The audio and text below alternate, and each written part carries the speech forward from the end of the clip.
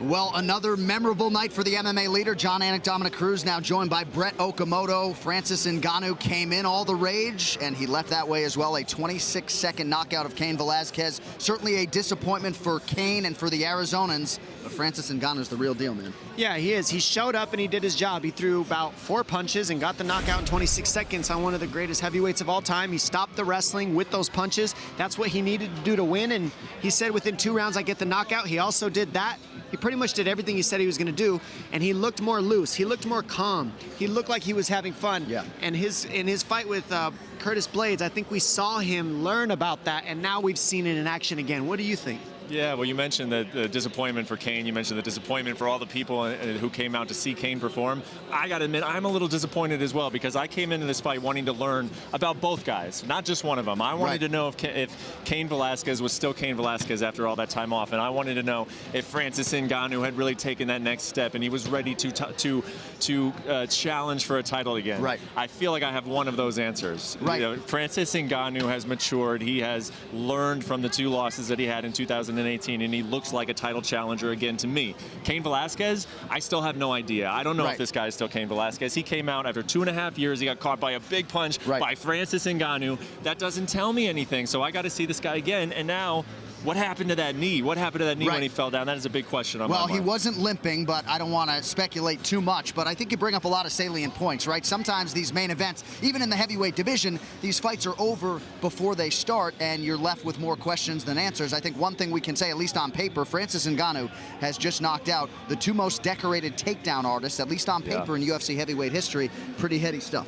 Yeah, well, I think it gives any wrestler pause now as well, right? Curtis Blades and Cain Velasquez came in here with ways to beat Francis Ngannou, right? They both went out very quickly. So, Dom, I would even ask you, as the next wrestler that goes in and faces Francis Ngannou, how can that not be on their mind before they go into that fight? That's a fact right there. And I think that the key for all these wrestlers who say, I got to take him down and I got to wrestle him, is learn striking defense. Move your head, learn how to move your feet.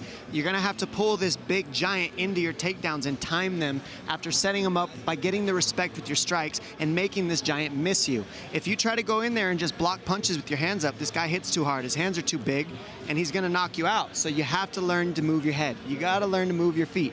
If those things come together, I promise you can start to set up these takedowns, you can get him missing, you can get him moving, and then his hands won't be as useful. However, this man can move too. So good luck, and he's going to keep adjusting, and it looks like now he's having fun. So everybody's got to raise the bar, and Ngannou just proved that tonight. Well, and this just in, the UFC heavyweight champion Daniel Cormier, pretty good wrestler, so perhaps that's a matchup we see in the not-too-distant future. Co-main event tonight was a big moment for the Philadelphia legend Paul Felder. He gets the better of James Vick on the scorecards, and Brett seemed to be a clear result for Paul tonight and the biggest win of his career. Yeah, I thought so, and I was happy for Paul just because Paul did something in his last fight that we all talk about in this sport, and we say that guys get credit for it. We love guys who go out there and go out on their shield and they take risks, but ultimately sometimes they do cost themselves because they get an out. And he did something that he didn't have to do. He went up in weight against Mike Perry. He took his 3-fight winning streak at lightweight and he put it on the line by moving up to 170 pounds, and he lost that fight. I don't think that he should be criticized for that. I don't think he should take a step back in the lightweight division, and by winning this fight in a co-main event on an ESPN card, he's right back in line where he was, so I was happy to see that. No, I can't agree. I can't argue that, excuse me. And he also broke his arm. So he broke his arm moving up a weight class too, and then had to come back from that and fight in a division that is stacked against a guy that generally, like, he's not somebody that everybody in the world knows, but they should. Right. I mean, James Vick is no slouch. This guy can knock out anybody. He's long and he's a hard problem to solve. The Dragon figured it out, and he didn't just figure it out easily. He took it the distance, won a decision, which is something you don't always see out of him. So again, he made another stride to say, I told you so, and you saw it in there too. He was pissed. He's like, oh, you don't doubt me. I'm unstoppable. I'm the Red Dragon. And you're like, okay, I believe you. Well, and the winning streak is now 4 at 155 pounds, and I spoke to Paul before the fight, and had this been a quick finish tonight, he was going to get back into training and try to put himself in position to maybe replace Edson Barboza or Justin Gaethje, who will fight in a main event March 30th in his native Philadelphia. But one thing is clear, Felder is very relevant. He'll be in the top 10, and he has set himself up for a massive next fight inside the octagon. Same can be said for Kron Gracie, Brett. How about the UFC debut for the Gracie Jiu-Jitsu black belt? Couldn't have gone much better. This is a no-nonsense fighter, and Not much for words after the fact, but no arguing with that performance Yeah, tonight. he's not going to give you too many sound bites. We learned that during the week of the fight, and then afterwards the same deal. But he wants to turn around and get right back in there. I spoke to him and his manager. They went right to the back and talked to Sean Shelby, get us on another card. And I think that shows where Kron Gracie is at in his career. He knows he's 30 years old. He knows that it was 2 years off. He said that he enjoyed himself in here. He said that the pressure never got to him because he's been dealing with the pressure of being a Gracie his entire life. He said, when I was 5 years old, I was being asked what it was like to be a Gracie. And I was going into wrestling or grappling tournaments, and people were looking at me and pointing at me. So I'm used to that. That is no big deal to me.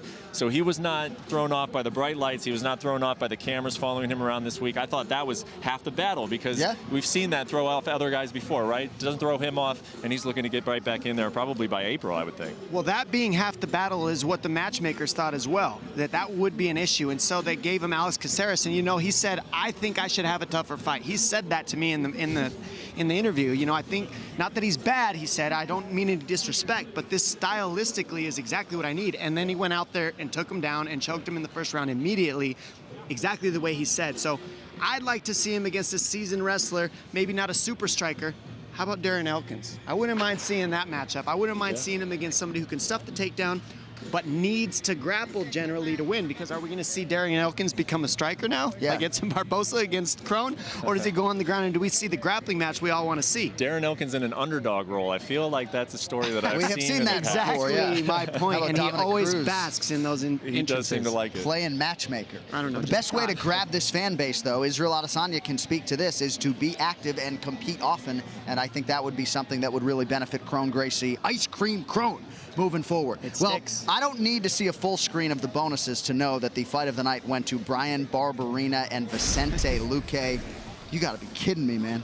Man, talk about a beard. Like, what's in his beard is what I want to know. Like, is he putting some gel in there to hold it extra stiff? I don't know, but seriously, that dude can take a shot. Yes. And that's not something you always want to be proud of, but for him, I almost am proud of him for it. It was insane the way he ate those shots, and just, it didn't even cut him.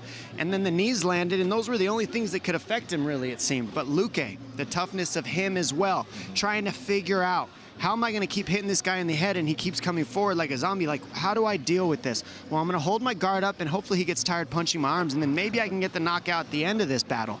He toughed it out. He took him to deep waters. He used technique, and he finally found the weapon that worked. That's called adjustments. That's called, making the progression in the fight and moving on a whim as things go forward. And Luque showed a lot of poise in that fight, and that's moving up the ladder as well. He did, and he knew it too, because I spoke to him afterwards. And I'm not making a comparison between Vicente Luque and Jon Jones, but it almost reminded me of the Jon Jones Vitor Belfort fight, where we finally see this guy in adversity. Vicente Luque he's been putting together a highlight reel in the UFC. 8-2 now in the UFC. A lot of finishes in there, a lot of quick finishes when fights where he didn't have to go through adversity. And this time he felt it. He said he got knocked down in the second round. He's like, okay, I am going to out-tough this guy. This guy thinks he's tougher than me. I am actually going to beat him at his own game, and that gives him a lot of confidence moving forward, and actually gives him a lot of notoriety too, because despite all those finishes, I don't feel like people have been talking about Vicente Luque. They will be talking about him after a fight like this. I think that's perfectly put, and I'm not sure what it's going to take for Vicente Luque to get a number next to his name, but somebody grab a pencil. The dude's won 8 of 9. He's finishing everybody every step of the way.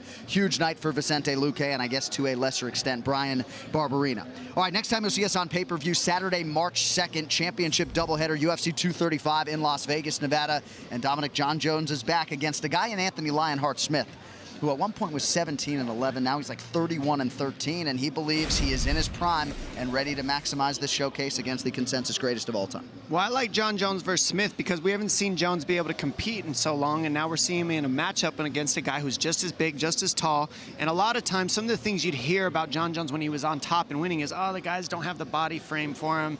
They're too short. It's a give me. Well, Smith does not lack anywhere in body size. He's just as tall. He might be even bigger and stronger. So we're going to really see the technique of Jon Jones in display on this matchup against Smith. That's what I think we're going to see. We're going to see how technical it can actually get. And with Smith, we got to find out how grimy he can get. I think we're going to have to see him make that as ugly as he can. And if there's one thing the Lion can do, it's make it really ugly, because he's got that heart to back it up. That's what they call him Lionheart for, because he doesn't care how nasty it gets. He's not getting out of it unless you push the button.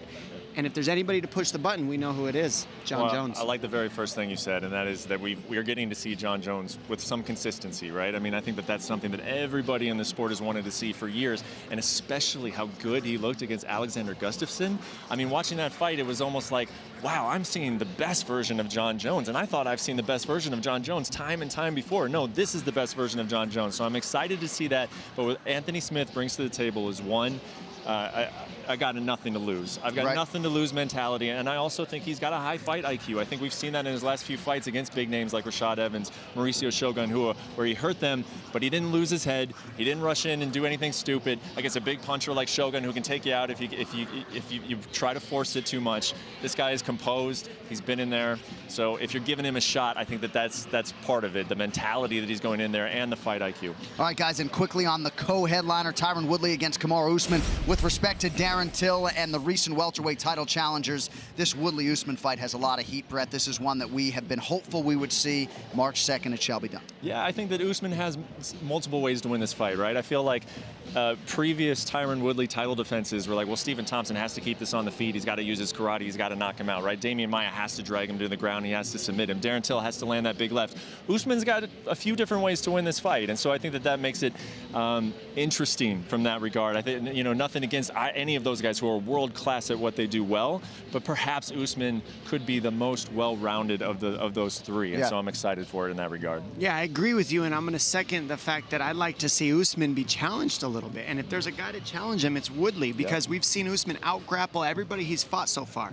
And a lot of times he'll go in there and start striking, and the second he gets clipped, I see a shot coming. And what is he going to do against Woodley, where the shots, I mean, they might be there, but this man is strong, and he knows how to defend shots. We've seen him time and time again be awesome defensively with his wrestling.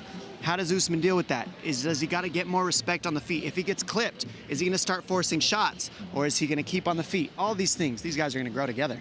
We will find out March 2nd how it'll all go down. UFC 235 live on pay-per-view. That will do it after an unforgettable night in Phoenix, Arizona. We will see you shortly.